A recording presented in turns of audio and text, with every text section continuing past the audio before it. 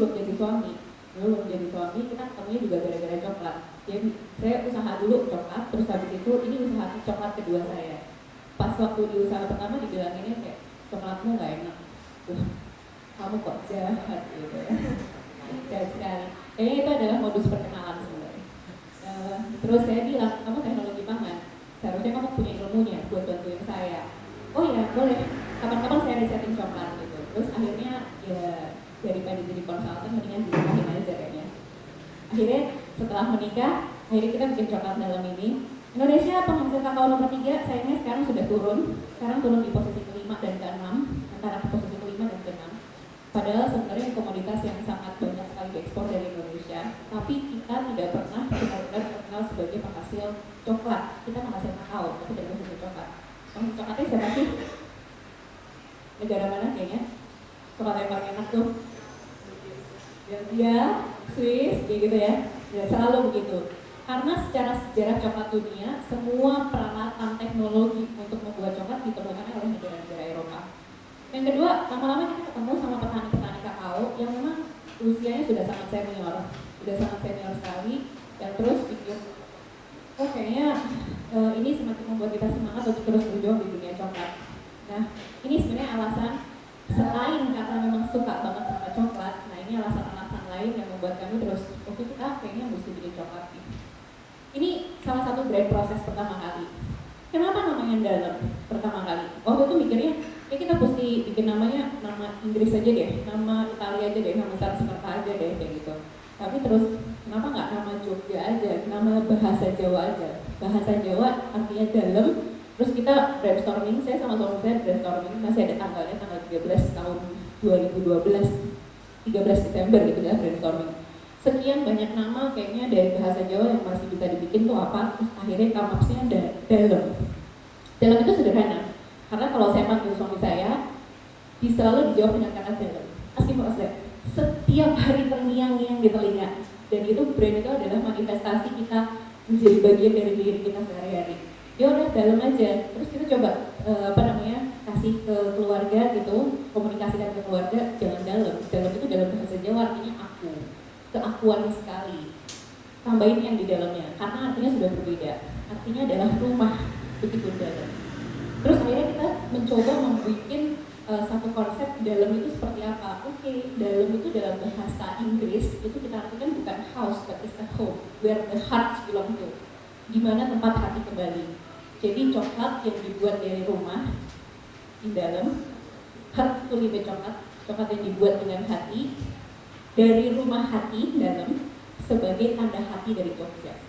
Tanda hati adalah kata ganti oleh-oleh. Segitu romantisnya suami saya ke coklat.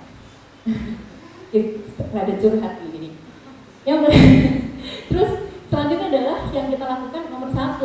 Kalau mau bikin brand di Indonesia, mau nggak mau kita harus berpikir kayak ini saya nggak mau cuma bisnis, cuma jualan saja, tapi we will do it business. Jadi kita langsung cek ke PDKI Indonesia ddip.go.id supaya brand kita bisa didaftarkan di hak kekayaan intelektual Kementerian Hukum dan HAM. Cekin di sini apakah sudah ada belum yang menggunakan kata dalam. Dalam yang punya banyak. Salah satunya dari Sri Sultan. Ya udah, kita mundur ke atur aja kalau nggak berani. Nama dalam banyak, tapi properti. Cuman untuk kategori makanan belum ada yang mendaftarkan. Akhirnya begitu kita sudah ketemu nama dalam langsung kita daftarin. Lagi-lagi kita menghitung mau diposisikan seperti apa nih produk dalam. Waktu itu kepikirannya cuma satu, Jogja sebagai salah satu kota pariwisata yang terbesar di Indonesia, salah satu kota. Nomor 2 setelah Bali, angkanya begitu. Market size-nya sangat besar, 4,7 juta wisatawan domestik, 397 wisatawan asing. Rata konsumsi coklat di Indonesia 0,3 kg per orang per tahun, kecil banget. Jadi kalau orang Indonesia beli coklat itu adalah cuman kira-kira 6 bar aja setahun, 2 bulan sekali. Itu kalau beli sendiri. Biasanya sih dibeliin kayak gitu. jadi nggak semuanya beli kayak gitu. Trennya adalah pasar coklat memang semakin meningkat terus gitu. Trennya meningkat terus.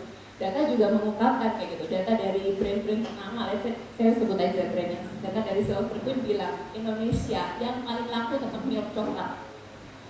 Tetap milk coklat. Mindset Indonesia itu kalau makan coklat ya tetap di milk coklat kayak gitu. Meskipun kita bikin semua rasa-rasa yang lain-lain, memang kita bikin varian yang lain-lain, tetapi top of mind-nya tetap ada di milk coklat. Nah, sekarang kita sudah berjalan dengan 3 brand. Jadi akhirnya coklat dalam ini bukan hanya sebagai dalam, tapi menjadi dalam corporation atau dalam ID yang punya 3 brand. Brand pertama adalah dalam, yang memang kita keluarkan pertama kali. Brand kedua kita punya Bourbons, brand ketiga kita punya Ui Coklat. Tahun ini kita akan keluarin 1 brand baru lagi. Niat banget ya, kok brandnya banyak? Oke. Kita lagi di syuting ya mas? Baik. Ini sebenarnya kenapa kita harus bikin 3 brand sampai mungkin sekarang hampir 4 brand, karena sebenarnya menjawab yang terakhir ini. Ini teori lama marketing adalah 4P, product, price, place, promotion, pasti. Tapi sekarang bergeser. Kalau produk kita harus berpikir apakah produk kita bisa benar-benar bisa menjadi solusi untuk konsumen. Kalau solusi pasti dibeli. Yang kedua, promosi. Promosinya kita sekarang nggak cuma one way communication, kita kasih tahu, hey produk saya adalah produk yang terbaik, loh sis, nggak bisa gitu. Konsumen kita udah lebih canggih sekarang. Emang iya, testimonialnya dicari, di searching dan segala macam. Ada yang bilang nggak bagus, ya itu akan jadi salah satu referensi buat konsumen mau memutuskan membeli atau tidak kayak gitu. Cost itu sekarang udah value, price itu value. Selama produk kita memberikan value untuk customers, nggak masalah sebenarnya harganya berapapun. Terakhir, akses. Mau dimanapun tempatnya, as long as you accessible, produknya bisa diakses oleh konsumen. Apapun caranya, online, offline, maka sebenarnya produk pasti tetap bisa sampai tangannya konsumen. Gitu. Maka sebenarnya teori marketing bahwa dulu place itu posisi menentukan prestasi itu juga semakin bergeser juga, karena semakin banyak produk yang bisa diakses oleh konsumen dengan cara apapun. Kalau di Jogja tuh memang banyak kayak misalnya bakmi Bahmo, begitu pergi ke bakminya, makan, habis itu pulang udah lapar lagi. Saking tempatnya udah jauh, susah nyarinya dan segala macam. Tapi tetap karena bisa diakses dan itu experience. Yang tadi Mbak Ayunda bilang bahwa brand is part of the experience, yaitu adalah juga menjadi bagian dari branding. Ini contohnya paling gampang adalah ya ojek online itu tadi. Kita sudah terjebak oleh semua keadaan. Indonesia itu kalau bikin bisnis yang membuat orang semakin bisa mager, itu akan semakin laku kalau sekarang. Ya saya juga terjebak sih. Nah, saya kupas satu persatu brandnya. Dalam ini adalah secara konsep cita rasa Indonesia dan cerita Indonesia. Semua packagingnya nanti boleh dilihat di bawah kayak gitu. Semua packagingnya adalah mengangkat cerita Indonesia dan di belakangnya selalu ada story dalam bahasa Indonesia dan bahasa Inggris, dan cerita rasanya pun itu selalu Indonesia. Ada rempah-rempah, cabai, jahe, peppermint, kayu manis, serai, bumbu dapur gitu. Saya kalau pas pameran dibilangnya ini coklatnya rasa bumbu dapur. Ya juga ya. Mendingan saya tulis aja sekalian, kita punya coklat rasa bumbu dapur. Sebenarnya itu insight-nya konsumen kayak gitu. Atau nggak pernah dipercaya ini sebagai coklat. Pertanyaannya adalah apakah ini adalah pensil warna atau ini adalah tempat pensil kayak gitu, karena memang tidak memperlihatkan coklat sama sekali. Terus menerus kita melakukan pengenalan produk ini bahwa ini produk supaya kita harapannya tuh orang bawa produk ini tuh nggak cuma bawa coklatnya aja, tapi bawa story of Indonesia-nya kayak gitu. Targetnya jelas dengan turis, positioningnya untuk culture coklat. Jadi memang mengangkat budaya Indonesia. Gambarnya juga jelas, selalu ada ilustrasi budaya dan selalu ada story dalam 2 bahasa. Terus kita mulai seiring berjalannya waktu, kita mulai bikin produk-produk yang lainnya sebagai pengembangan, yaitu rasa-rasa buah-buahan yang diceritakan juga tetap mainan atau dolanan khas anak kecil zaman dulu kala kayak gitu. Itu dolanan tradisional Indonesia seperti apa kita ceritakan lagi kayak gitu. Kalau balik ke sini, ini tadi kopi-kopi yang kita ceritakan adalah tarian khas daerah tempat kopi tersebut berasal. Terus jahe, cabai, sama peppermint, ini wayang-wayang Indonesia yang cara berbicaranya ceplos atau cenderung pedas. Rempah-rempah kita ceritakan bergodok keraton. Keraton mereka sebagai guardian rempah-rempah zaman masa perjuangan dulu. Jadi selalu ada benang merah antara rasa dan juga si packaging. Jadi packaging itu bukan hanya sekedar sesuatu untuk melindungi produk, tapi this is the value. Dengan packaging yang berbeda, maka produk kita jadi punya positioning yang berbeda juga. Ini adalah inovasi yang lain. Begitu Jogja Istimewa keluarin brand Jogja Istimewa baru dari Jogja yang pernah di Asia dulu, langsung kita bikin dengan cerita renaissance-nya semua adalah garis imajiner Jogja. Kita ceritakan di situ. Edisi Lebaran yang kita ceritakan juga budaya ketupat, budaya grebek di Jogja, budaya sungkem itu seperti apa. Jadi nafasnya tetap cita rasa Indonesia dengan cerita Indonesia. Bahkan Valentine aja pada edisi Februari dibungkusnya juga dengan ceritanya Rama Sinta kayak gitu. Jadi kita masih mengulik terus budaya-budaya Indonesia sehingga ini bisa menjadi salah satu value yang bisa ditempelin sama produk. Positioningnya jelas kok oleh-oleh.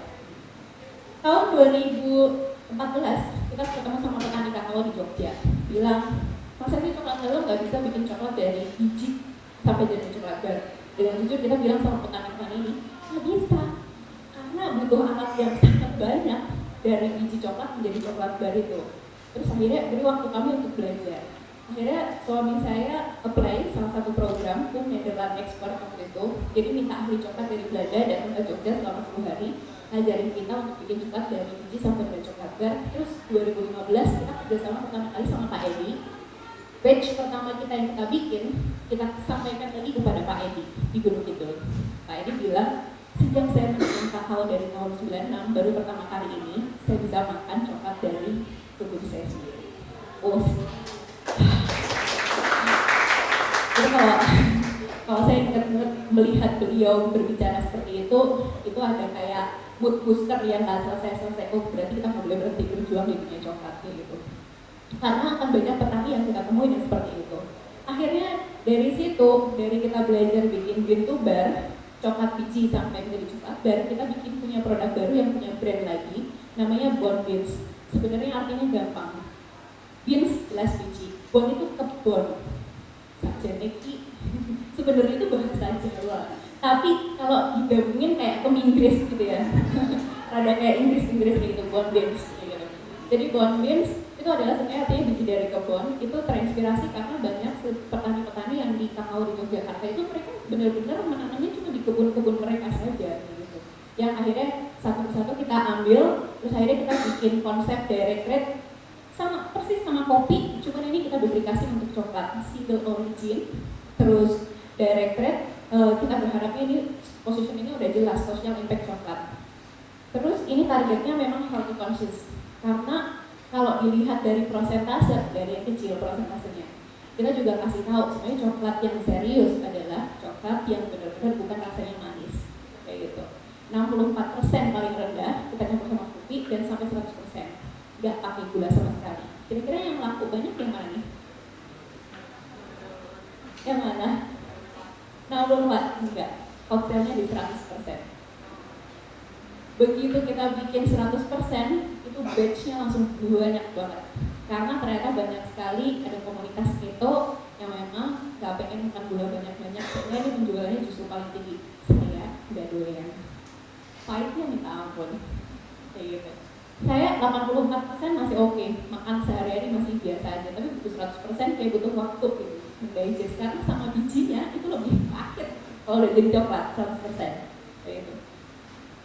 Nah, secara konsep packaging akhirnya berbeda sama sekali. Secara konsep packaging akhirnya kita ceritakan bolak-balik. Terus gitu saya pikir waktu itu kita brainstorming, ini kayaknya packagingnya harus kita pakai semuanya bolak-balik. Iya, packagingnya pasti akan cost produksinya tidak murah, tetapi ini value harus kita ceritakan bahwa ini dari trade produk.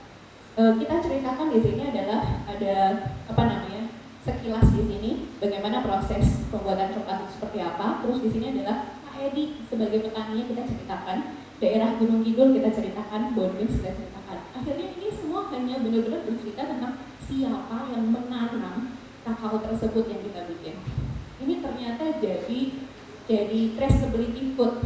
Benar-benar konsumen tuh benar-benar tahu semua backgroundnya. Jadi sampai benar-benar kalau mau lihat kebunnya Pak Edi bisa nggak? Ya bisa aja, monggo silahkan, nggak apa-apa. Karena dari situ kita bercerita terus di sosial media bahwa kita kelihatan semuanya siapa yang menanam, terus sampai kita punya biji-biji yang lain, akhirnya yang kita ceritakan juga petani tersebut. Jadi benar-benar open to the customers bahwa ini traceability food, kita yang produksi dan konsumen juga tahu siapa yang menanam. Transparan, traceability, dan simple. Memang didesainnya semua dalam bahasa Inggris karena memang marketnya high end market yang memang akan tidak masalah kalau tidak ada bahasa Indonesia-nya gitu. Nah, begitu packaging ini jadi, akhirnya ada tawaran untuk dibawa ke Jepang oleh KUKA. KUKA salah satu marketplace di Indonesia. Di Jepang pertama kali, terus akhirnya ternyata responnya bagus, terus dibawa lagi di Jepang kedua kalinya. Ini yang sedang saya proses. Memproses buat masuk ke Jepang itu memang sangat sulit, tetapi begitu masuk sebenarnya akan ada kepercayaan dari pihak Jepang bahwa kita pernah masuk, yang harus ada nutrition fact dan segala macam yang harus kita submit dokumennya. Tapi meskipun ini hanya sekedar pameran saja, tapi pamerannya dalam waktu lama, satu bulan gitu. Lumayan. Akhirnya sekarang kita tuh di Gerai selalu kedatangan turis dari Jepang. Terus kita penasaran, nggak mungkin ya orang Jepang begitu aja datang. Kalau orang Jepang tuh susah kalau misalnya mau beli produk itu sangat picky. Terus akhirnya kita tanyain, penasaran kok pada datang. Akhirnya ditanyain si turis ini, tahu dari mana coklat dalam? Oh, you are in the guidebook. Ini ada satu buku guidebook turis yang sangat terkenal di Jepang, yang coklat dalam is one of the recommended place yang masuk ke guidebook tersebut. Oh, alhamdulillah. Terus juga kayak kita nggak tahu tuh siapa yang masukin, gimana caranya masuk juga nggak tahu. Tapi dari report setiap hari konsumen itu datang dari mana, itu pasti selalu akan ada. Kalau udah musimnya Jepang datang pasti selalu ada mampir. Terus yang ketiga adalah kita punya brand UI lifestyle coklat. Ini adalah sebenarnya spesifik sekali buat perempuan untuk empowering. Benar-benar secara positioning lifestyle mood booster banget buat perempuan. Sengaja packagingnya dibikin kayak bedak. Jadi pertama kali kita pameran langsung gini, packaging ini bedak ya? Ini eyeshadow, ini blush on. Bukan, ini coklat. Terus kita lagi mikir, ya kadang-kadang kita suka berani gitu bereksperimen dengan brand-brand kita, dengan packaging yang berani, karena sebenarnya ini pasti mengulik pertanyaan khususnya buat perempuan, karena target marketnya memang segmented sekali untuk perempuan. Meskipun kadang-kadang kalau ada yang instastory gitu, saya suka ini tapi saya nggak perempuan, gimana dong? Ya tetap dimakan lah, saya bilang kayak gitu. Jadi ini yang kita desain untuk produknya adalah, kalau tadi oleh-oleh dalam bonbons untuk high end market, yang ini desain untuk retail. Jadi benar-benar hanya untuk cemilan sehari-hari desainnya kayak gitu. Terus seiring berjalannya waktu, dapur harus mengepul. Saya harus jujur juga, ini salah satu hal yang kita lakukan juga. Akhirnya kita juga kolaborasi. Kita lama-lama juga berkolaborasi membuat merchandise, official merchandise ini dengan universitas, atau kita juga membuatkan coklat-coklat dengan brand-brand yang lain, white label istilahnya. Gitu. Nah, kolaborasi yang lain untuk promosi adalah akhirnya biji kakao yang kita bikin Pak Edi itu, kita jadi kenalan sama Chocolatier dari Singapura. Terus mereka minta, bisa nggak kamu bantuin eksporin biji kakaonya Pak Edi ke Singapura. Akhirnya dari tahun 2017 sampai sekarang kita sudah mengekspor biji kakao ini ke Singapura. Dan yang kita tidak dinanya-nanya, kita amazing juga, ternyata coklatnya Pak Edi available sebagai official merchandise di National Gallery Singapura. Terus saya datang nih, waktu itu saya ke Singapura, terus saya ke dapurnya Fosa Coklat. Bisa nggak nih, saya minta nih produknya Fosa Coklat, or just you give me the packaging aja deh, nggak apa-apa, nggak masalah. No, I can't. You can go to National Gallery Singapore and buy it. This is part of ethical business, saya nggak bisa kasih. Oke. Hari berikutnya saya kejar ke National Gallery Singapura, ada beneran, terus saya balik ke Jogja, saya ke Wonosari, saya kasih ke Pak Edi. Pak, ini coklat Anda, ada di National Gallery Singapura. Dan itu dipasang. Terus saya bilang, Pak, tolong bikin kakao yang banyak, saya bantu untuk masuk ke Singapura terus. Dari tahun 2017 akhirnya sampai hari ini menjadi salah satu klien kita yang benar-benar eksis sampai sekarang, produknya dengan nama Pak Edi Indonesia. Satu-satunya kakao Indonesia yang diambil sama si Chocolatier Singapura ini, yang sama dia juga sudah dieksporkan ke negara lain. Jadi Kadang-kadang kita nggak bisa ekspor sendiri, tapi paling nggak kita bisa melakukan kolaborasi yang demikian. Yang lain-lain ini adalah promosi. Terus yang Macaco ini kita juga join kolaborasi. Macaco itu adalah Macaku punya produk macanya, kita punya produk coklatnya, jadi kita bikin blend produk baru namanya Macaco, kayak gitu. Terus ini adalah kolaborasi. Karena kita nggak akan mungkin bisa kerja sendiri kalau zaman sekarang. Kalau kerja sendiri kayak kelamaan, kita nggak baju-baju. Gitu. Ini adalah bagaimana kita meluncing dulu pertama kali coklat dalam tahun 2013. Nggak punya duit saya, Mas Mbak. Nggak punya duit, jadi satu-satunya pilihan adalah sosial media. Kita bikin hashtag di Twitter, karena tahun 2013 yang happening adalah Twitter. SC 1 Maret ini adalah serangan coklat 1 Maret bersamaan dengan serangan umum 1 Maret di Yogyakarta. Jadi sebelum dari 1 Maret, kita serang nih beberapa teman yang kita pilih follower Twitternya banyak untuk nge-tweet bersama-sama di hari ini. Dan ini exposure di waktu itu untuk nge-tweet bersama-sama supaya kita launching. Begitu tahu ada hashtag yang kita keluarkan, beberapa radio akhirnya menghubungi kita, lucu nih kamu launching produknya, boleh nggak talkshow di radio. Jadi akhirnya kita bantu sama teman-teman yang ada di radio juga untuk launching produk ini, untuk dikenalkan, awareness-nya jadi naik. Gimana dengan Instagram? Setelah seiring berjalannya waktu, 3 brand adalah sebuah PR yang sangat besar untuk memaintain Instagram dengan segmen dan juga positioning masing-masing. Akhirnya kita kotak-kotakan lagi, bukan kotak-kotakan, kita jabarkan lagi. Istilahnya mungkin kalau di istilah branding adalah mood board gitu ya. Jadi kita bikin mood boardnya secara serius. Dalam itu coloring pun-nya hanya boleh begini. Yang boleh dibahas di coklat dalam sebagai konten adalah budaya, heritage, cerita rakyat, ada tokoh, ada keraton, batik, wayang, objek wisata, jamu, tips pariwisata, dan brand khusus. Akhirnya kita tahu apa sih konten yang harus kita bahas di satu brand yang punya relationship supaya brandingnya tadi jalan, benar-benar value-nya jalan juga. Ini adalah Instagram. Setelah sekian lama, akhirnya kita analisa. Karena sudah dibikin Instagram bisnis, ketahuan 31% yang mengundang engagement yang paling besar, ya komen, ya like, adalah ternyata kalau kita posting produk info, produk. Jadi 19%-nya adalah kalau ada foto saya. Sebenarnya saya suka rada malu kayak gitu, tapi harus diakui ternyata bagaimanapun kalau kita punya bisnis, ambasadornya adalah yang tetap si ownernya. Ini ternyata angkanya bilang, Mamika, kamu nggak bisa turun nih, kata tim sosmed saya, Mamika kamu nggak bisa turun dari Instagram karena ini ngomong 19% orang masih suka interaksi kalau ada foto kamu di dalamnya. Oke, baik gitu. Akhirnya ya terus mau nggak mau data menyebutkan begitu.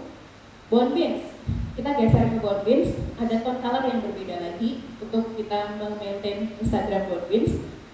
Kontennya juga berbeda. Trending isu akan selalu tetap masuk di semua brand, tetapi ini adalah kita bercerita budidaya coklat, petani, health issues, terus kita mix coklat itu gimana, pembuatan coklat gimana, petaninya siapa, di mana, kakao itu seperti apa, dan segala macam.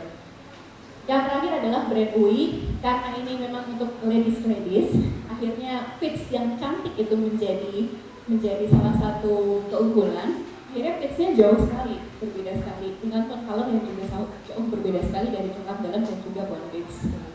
Ini akhirnya keluar, tapi di sini kontennya juga fashion, beauty, healthy lifestyle, sisterhood, trending issues tetap, dan juga womopreneur.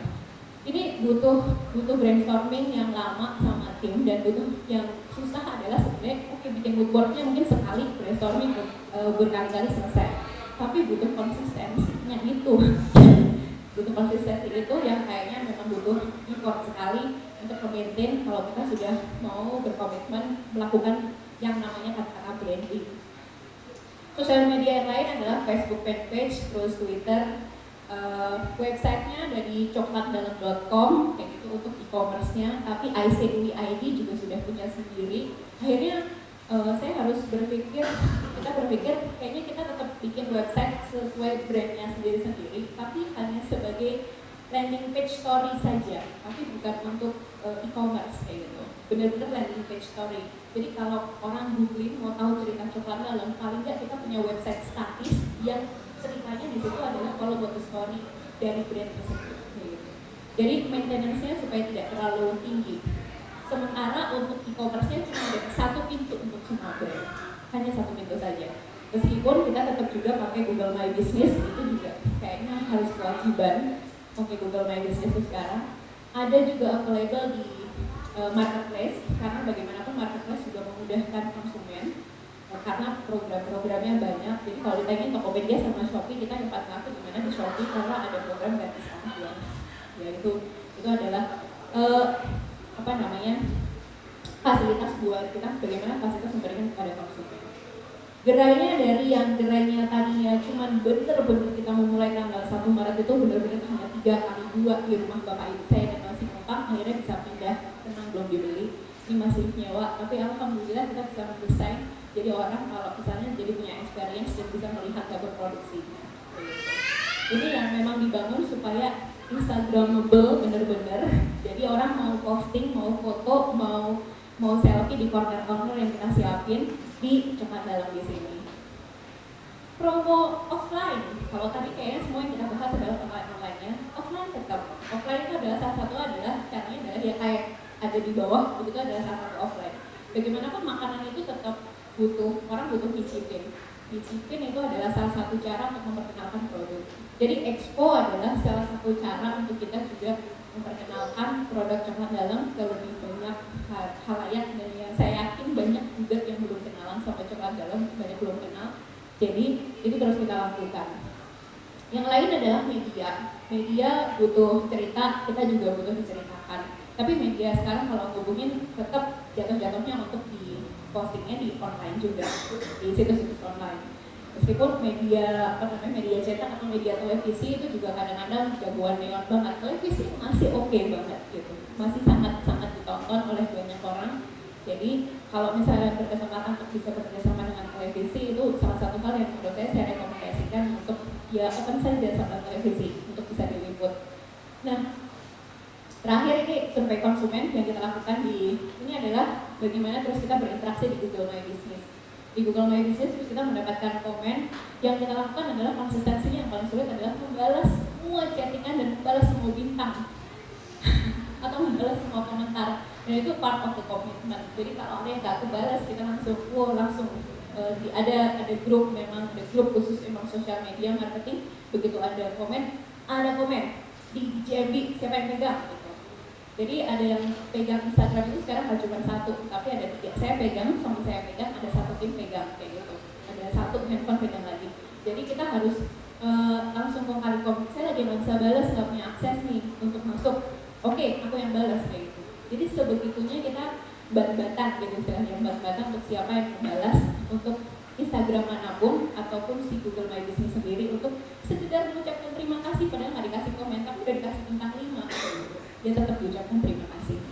Terus kita melihat lagi setelah kita masuk ke Google My Business, ternyata yang mesin pencari Google ini memang juara banget gitu. Begitu kita promosi, begitu kita ada di Google My Business, ketahuan banget nih, ketahuan sekali bahwa yang tahu dari Google itu sangat banyak, dan yang datang ke Gerai selalu ada pertanyaan SOP. Kalau datang ke Gerai langsung akan ditanya, tahu Coklat Dalam dari mana? Google menjadi salah satu yang persentasenya besar, termasuk 5 besar dari jawaban konsumen tahu Coklat Dalam dari mana. Gitu. Jadi saya tidak bisa berpisah lagi nih dari Google My Business. Bagaimana kita memaintain Google My Business yang supaya terupdate? Sementara ini yang kita lakukan, apa yang diposting di Instagram, posting juga di Google My Business. Karena nggak bisa nyiapin konten untuk semua sosial media. Jadi akhirnya ya sosial media, jadi 3 brand diposting bersama-sama di satu Google My Business Coklat Dalam. Bergantian.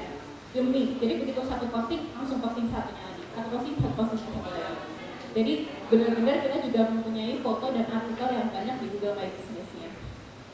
Ini juga dari Google Search, dari teleponnya juga sangat tinggi, dan bahkan dari tadi kalau Mbak Yunda nanya kesini yang pakai Gmap siapa, ya akhirnya ketahuan juga yang pakai Gmap ke Coklat Dalam memang sangat banyak sekali.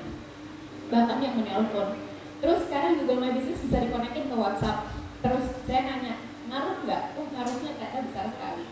Karena dari Google My Business terus benar-benar langsung jadi action jualan, gara-gara cuma kita konekin ke WhatsApp saja. That's it. Jadi bagaimanapun orang Indonesia tuh masih jagoan neonnya, masih kepengen dilayanin, masih kepengen dijawab, dan masih pengen dikasih informasi. Meskipun informasinya semua sudah ada di website, tapi tetap nanya harganya berapa, variannya apa aja. Mungkin ada yang merasakan seperti saya gitu di sini, yang ketawa-tawa ya. Tapi memang begitulah konsumen Indonesia. Memang interaksi itu memang menjadi bagian dari budaya kayaknya. Jadi WhatsApp itu memang masih menjadi juara sekali. Jadi kalau dari Coklat Dalam sendiri, bagaimana sih sebenarnya kita mengartikan sebuah brand atau branding? Brand is a part of promise. Bagaimanapun ini adalah janji sebuah brand yang akan diberikan kepada konsumen. Janjinya apa aja sih? Semuanya. Janji produknya bagus, janji pelayanannya bagus, janji budaya perusahaannya bagus, janji bahwa akan bercerita dengan baik, semua janji. Ini adalah keseluruhan janji yang kita berikan sama konsumen ini. Jadi semua hal, bahkan dari cara komunikasi seorang owner kepada timnya, dari timnya kepada konsumen, it's part of the branding itself. Jadi branding itu tidak hanya bisa disebut hanya sekedar logo, packaging, atau bagaimana cara promosi, tapi lebih ke manifestasi value produk, perusahaan, dan value Anda semuanya sebagai seorang owner of the brand itu bagaimana mewujudkan janji yang sudah diterapkan kepada konsumen. Begitu sih menurut kita. Moga-moga ada sesuatu yang bisa diambil. Terima kasih. Salam Tangga Hati Indonesia.